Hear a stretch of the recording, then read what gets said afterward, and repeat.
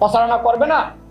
আমার যেটি মনে হয় যে মূলত যেহেতু নির্বাচন সংস্কার কমিশন 40% ভোটারদের উপস্থিতির কথা বলেছে এবং যদি 40% ভোট না পড়ে তাহলে পুনরায় নির্বাচন হবে, তো সেক্ষেত্রে গরমের মধ্যে অধিকাংশ আসলে আমার মনে হয় 40% ভোট পড়বে না। সেক্ষেত্রে কি হতে পারে আপনারাই অনুমান করার চেষ্টা করেন। এক্ষেত্রে তো অন্তর্বর্তীকালীন সরকার আবার থেকে যাবে, মানে 1-11 আর বলে কে করা লাগবে না, অটোমেটিক্যালি 1-11 হয়ে যাবে। সেই ধরনের চক্রান্ত এবং ষড়যন্ত্র রয়েছে বলে আমরা মনে করি। সরকারকে বলবো, জনগণ এই ধরনের তারা সন্দেহ করছে যে আপনারা